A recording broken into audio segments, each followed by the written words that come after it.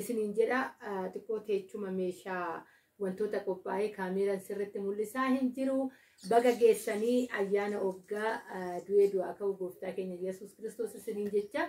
Egaa ka nama hir'uu taaneetidha irra kan dhufne ijaaf qalbii keessa irra nu hambisaa eessa maaliif nama hir'uu taatan jechuun keessa hin oolu akka carraa ta'eetidha jechuudha kan kophaa viidiyoo hojjenneen isiniin jedha. Egaa kaamee ittiin deebi'aa waan hundaayyuu Haannan na bira jirti.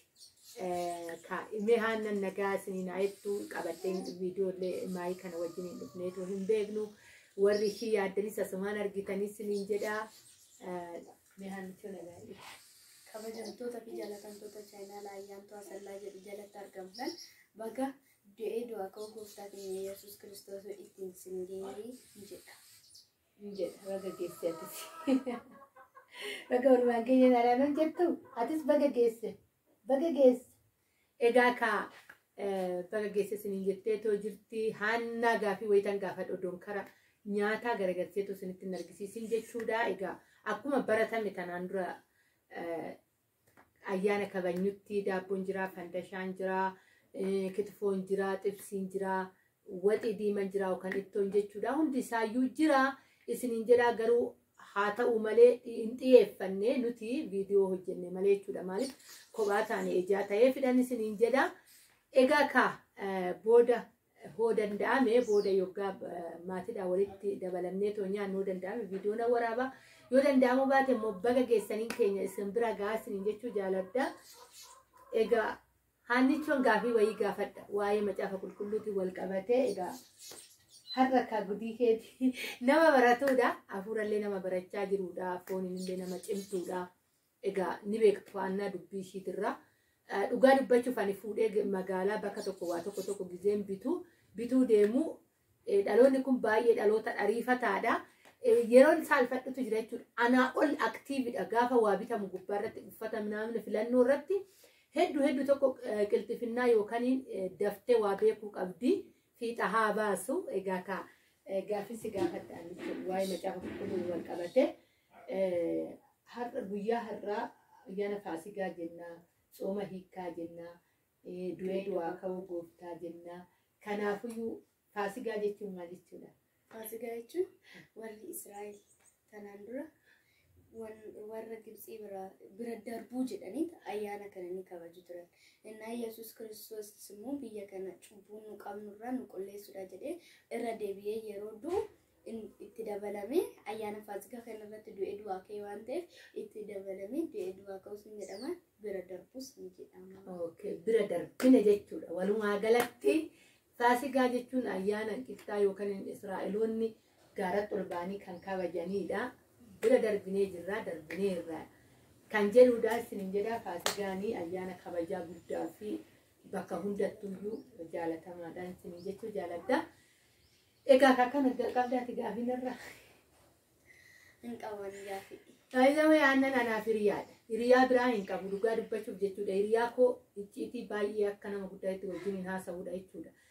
Gizee teenyu hedduu natti tola ishii wajjin yeroo qabaadhee odoon yeroo dabarsee garuu baay'ee wajjin yeroo dabarsinu yeroo qabutti hiriyaati.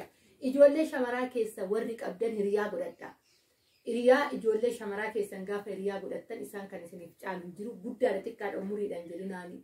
Waan umurii isaanii wajjin hin madaalu jechuu kooda ayyaanni guyyaa har'aa hedduu namatti tolaa. Egaa ka dhiifaman isiniin jedha irra deddeebi'eetoo viidiyoo booda tariinatti jechuu dhabuu danda'a kan jedhu nyaata hojjedhee qopheessee raawwannaan viidiyoo waraabutti as dhufee isiniin jedha. Egaa maaliif hidhattanii dhuftanii yoo jettanis ijaaf qalbii keessarraa nu hambisaa akka carraa ta'eedha.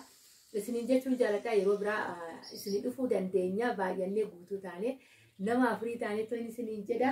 Egaa kana asumaan kanaan durallee wal bartanii jirtanii keessummaa haarawaa nama guddicha nama kabajamaa ta'e bakka kana kunoo taa'ee jira isiniin jechuu jaaladha. Obboleetti irra taa'ee jirti. Isinillee akka durba taate ijoolleen baay'een bakka arginee ijoollee wayyaa kan dhiiraa binnee oolle dhiira seenee jettanillee jirtu. Ishee kun durbaa akka argitanillee kanas kaawwattee isiniif akkana baatee jirti isiniin jedha. Yeroo darbees veeloo ka gaafan kaawwachiisee too wajjin viidiyoo waraabnee edaa durbaa ijoolleen jettanis jirtu.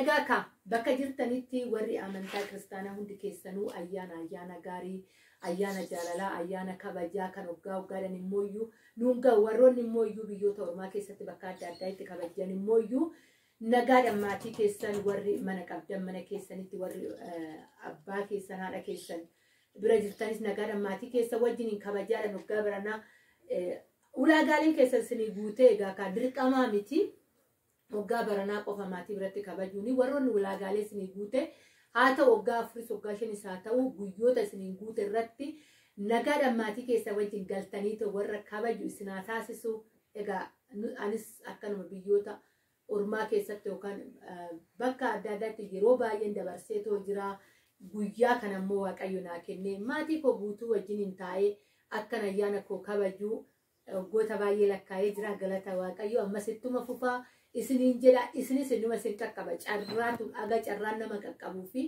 haga wantoonni barbaadan namaa guututti wanta baay'ee jiraachuu danda'a isiniin jechuun jaaladhaa egaa ayyaana fataa haa jennee dabarsaa jirra isinis bakka jirtanti fataa jedhaanuu dabarsaa hedduu isin jaalannaa hedduu isin kabajnaa isiniin jedhaa yoo danda'ame yeroo akkuma isiniin jedhee namoonni fi maatii guutuu taanii gaafa itti jirru viidiyoo isinii waraabuu wanni edaa liidiyaan asitti immoo rabshaa kaasaa jirti yookaan lolaa jirti isiniin jedhaa egaa ka illolini haa jedhin nagaa jedhimme warroota hordoftoota keenyaatti keessa jirastani nagaa jedhimme nagaa jedhi baga keessan